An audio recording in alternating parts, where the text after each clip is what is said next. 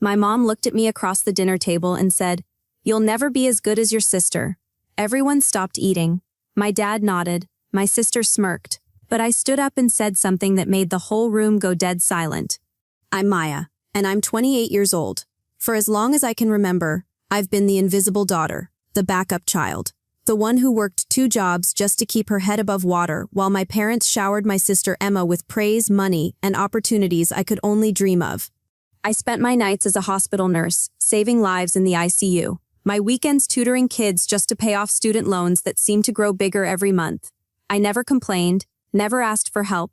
I just watched from the sidelines as Emma got everything handed to her on a silver platter. If your family has ever made you feel invisible while lifting someone else up, subscribe right now and tell me where you're watching from. I read every single comment because I know exactly how that crushing feeling of being overlooked tears you apart inside. It all started 3 months ago, at what should have been just another family dinner. But this one was special. This one was all about celebrating Emma's big news. She'd landed a marketing job at some trendy startup, and my parents had turned it into a full production. The dining room smelled like roasted chicken and expensive wine. Mom had cooked Emma's favorite meal from scratch. There were flowers on the table, good china, and candles flickering like this was some kind of holiday. I walked in straight from a 12-hour shift at the hospital, still wearing my scrubs, exhaustion weighing down every step. "Maya, you're late," Mom said without looking up. Her attention was glued to Emma, who was telling some story about her new office space and the free kombucha in the break room. I sat down in the only empty chair, the one with the slightly wobbly leg that nobody else wanted. Emma was glowing, her hair perfectly styled, wearing a dress that probably cost more than I made in a week. Dad was hanging on her every word like she was announcing a cure for cancer. "And then my boss said I have real potential for the creative director position," Emma continued, waving her wine glass around. "He thinks I could be running campaigns within 6 months." "That's incredible, sweetheart," Dad beamed. "This company really knows talent when they see it." I tried to jump into the conversation. "Speaking of work, I got a commendation today for helping save a patient who came in with cardiac arrest. The doctor said my quick thinking made the difference between life and death." Mom barely glanced at me. "That's nice, honey." Then she immediately turned back to Emma.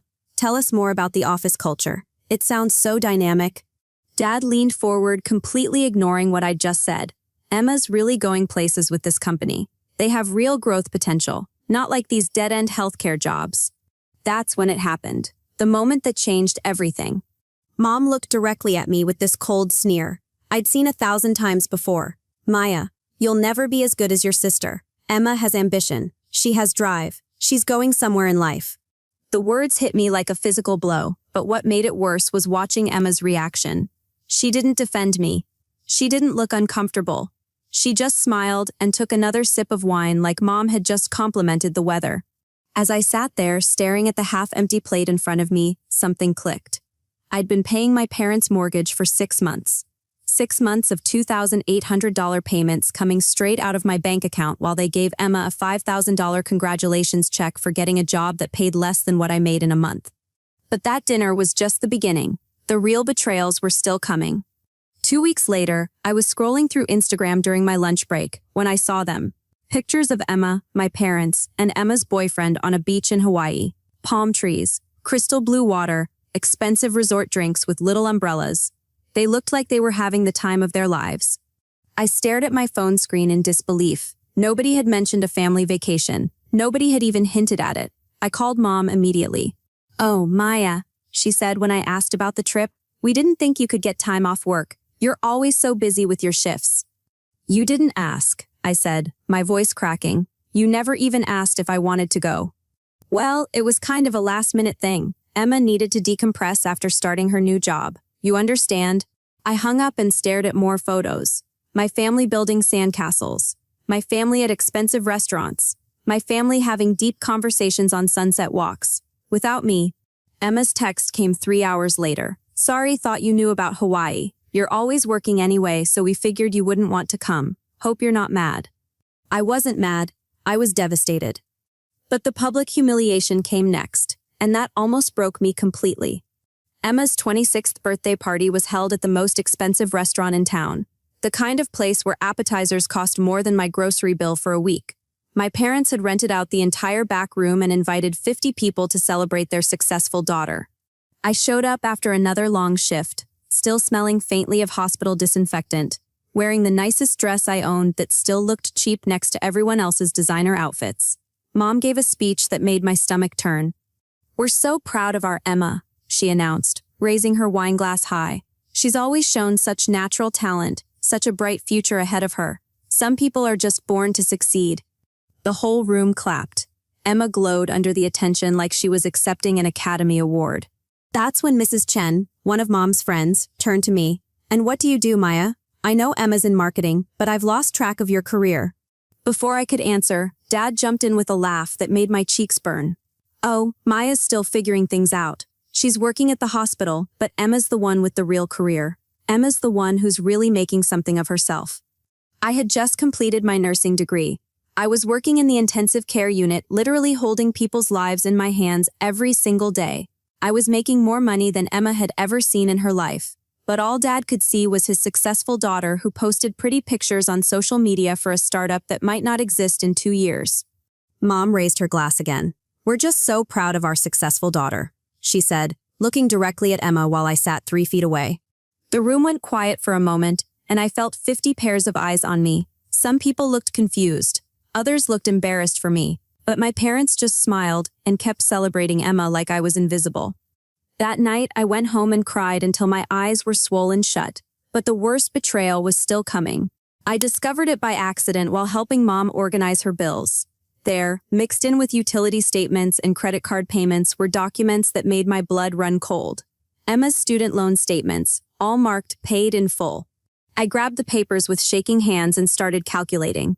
Emma had graduated with $45,000 in student debt. Every single payment had come from my parents' account, the same account I'd been depositing money into every month to help with the mortgage. I confronted Mom the next day. "You've been using my money to pay Emma's loans?" Mom didn't even look ashamed. "Emma needs to focus on her career growth. She can't be weighed down by debt when she's building her future. You have a stable job, you can handle your own responsibilities plus help the family. I've been working nights and weekends to pay off my own loans while you used my mortgage payments to clear Emma's debt." "Maya, don't be selfish. Family helps family. Emma's success benefits all of us." That's when I realized the truth. I hadn't been helping with a mortgage. I'd been funding Emma's entire lifestyle while drowning in my own debt. She graduated free and clear while I worked myself to exhaustion just to keep up with payments. But what they didn't know was that I'd been documenting everything. Every bank transfer, every payment, every receipt. I kept detailed records for tax purposes, never imagining I'd need them as evidence of financial abuse. While they were celebrating Emma's $45,000 salary, they had no idea I was making $89,000 a year. They had no idea I'd been accepted into a nurse practitioner program that would bump my income to 6 figures. I'd been keeping quiet about something that would change everything. My colleague Jennifer had been watching this whole situation unfold. She was the charge nurse on my floor, a woman in her 50s who didn't sugarcoat anything. One day during our break, she looked me straight in the eye and said what I needed to hear. "Maya, you're literally paying for your sister's life while they treat you like a failure. This isn't family support. This is financial abuse." Jennifer helped me calculate the exact numbers. Over 2 years, I'd given my parents $47,000. Not just for the mortgage like I thought, but for Emma's loans, her car payment, even her credit card bills when she had a tough month. That's when things got interesting. Mom started dropping hints about Emma's engagement. Her boyfriend had proposed, and they were planning a big wedding. A wedding that would need family contributions. "Maya can handle the catering costs," Mom said casually during a phone call. "She doesn't have other expenses like Emma does. Emma needs to save for her dress and the honeymoon." I hung up and started printing documents. Bank statements, payment records, loan calculations, everything I'd need to prove exactly how much I'd been supporting this family while they treated me like the unsuccessful daughter. Then I did something that terrified me. I stopped making the mortgage payment. My phone exploded within a week. Panicked calls from Mom, angry texts from Dad. Even Emma called, suddenly concerned about family finances for the first time in her life. "Maya, what's going on with the mortgage?" Mom demanded. "The bank called saying the payment is late." "I think we need to have a family meeting," I said calmly. "Let's sit down for dinner and discuss everyone's financial contributions." They agreed immediately, probably thinking they could guilt me back into line. The dinner was set for Saturday night. Mom cooked another elaborate meal, probably thinking food would soften me up. Dad opened a bottle of wine like we were celebrating something. Emma showed up with her engagement ring sparkling, ready to discuss wedding plans and my expected contribution. They had no idea what was coming. Dad started the lecture before we'd even finished eating. Maya, we need to talk about responsibility, family obligations. You can't just stop supporting us because you're having some kind of emotional crisis. This family depends on your contributions, Mom added. Emma's building her future, and we all need to sacrifice to help her succeed. Emma nodded along, completely clueless about where her lifestyle was actually coming from. Maya, I know you're stressed about money, but we're family. We help each other. That's when Mom gave me that same cold sneer, that same dismissive look that had haunted me for years, and she said the exact same words that had started this whole confrontation. You'll never be as good as your sister. I stood up slowly, my hands steady for the first time in months. I looked Mom directly in the eye and said the words that made the room go dead silent. Then ask her to pay your bills. Nobody moved. Nobody spoke. The only sound was the ticking of the grandfather clock in the hallway. I reached into my bag and pulled out a folder thick with documents. I spread them across the dinner table like I was dealing cards, each page landing with a soft thud that seemed to echo in the silence. I've paid $47,000 to this family over the past 2 years, I said, my voice steady and clear. Emma's student loans, your mortgage, her car payment, even her credit card bills when she overspent on clothes and vacations. Emma's face went white. She picked up one of the bank statements with trembling hands, staring at payment after payment with her name in the memo line. Monthly mortgage payments, $2,800, I continued, pointing to each document. Emma's loan payments, $650 a month. Car payment contributions, $400 a month. Random emergency payments when Emma needed help, $8,200 total. Dad was frantically flipping through the papers, his confident expression crumbling as he realized every payment was documented, every lie exposed. Emma?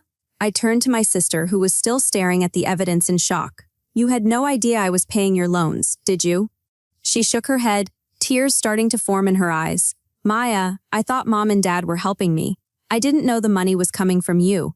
Of course you didn't, I said, because they wanted you to think you were special, that you were successful, that you were better than me. I turned back to my parents, who were both trying to speak at once, scrambling to explain away 2 years of financial manipulation. You want to know the real difference between Emma and me? I asked, my voice getting stronger with every word. I've been supporting this entire family while Emma plays grown-up with a job that pays less than what I make in 2 weeks. The silence that followed was deafening. My nursing income is $89,000 a year, I continued. Emma's startup salary is $45,000. But you've spent 2 years telling everyone that she's the successful one, while I'm still figuring things out. Emma was crying openly now, the weight of the truth hitting her like a physical blow. She'd been living off my money while looking down on me. Her entire lifestyle, her debt-free graduation, her financial freedom to focus on her career, all of it had been built on my work, my sacrifice, my paychecks. Maya, we can explain, Dad started, but I held up my hand. No, I said firmly. You can't explain away 2 years of lies. You can't explain why you took my money to pay her bills while telling me I'd never be as good as her. You can't explain why you celebrated her success when it was funded by mine. I gathered up the documents and put them back in my folder. The mortgage payment stops now. Emma can be as good as she wants with her own money. I walked out that night and never went back to those family dinners. Within 2 weeks, I'd moved to another city and accepted a position as a nurse practitioner, making $120,000 a year. The hospital that hired me valued my experience, my dedication, and my skills. They treated me like the professional I'd always been, not like the failure my family had convinced themselves I was. My parents' house went into foreclosure within 6 months. Emma's relationship fell apart when the financial reality hit and she couldn't maintain the lifestyle she'd grown accustomed to. She called me crying, begging for help, but I was done being their safety net. For the first time in my life, their silence didn't hurt me. It freed me. I finally understood that I never needed their approval. I needed my own respect. I needed to value myself the way I'd been hoping they would value me for years. I built a new life surrounded by colleagues who appreciated my contributions. People who saw my worth without needing proof or documentation or years of financial support. People who understood that success isn't about getting everything handed to you, it's about working for what you have and being proud of what you've accomplished. They lost me that day, and I never looked back. Sometimes the greatest gift you can give yourself is walking away from people who can't see your worth, no matter how much evidence you provide. If you've ever been the family member who gives everything while someone else gets all the credit, you're not alone. Drop a comment below and tell me your story. Where are you watching from? Have you ever had to choose between family loyalty and your own self-worth? Your experiences matter, and I read every single comment. Hit that subscribe button if you want more stories about finding strength when family dynamics go wrong. Sometimes the bravest thing you can do is stop paying for other people's dreams and start investing in your own.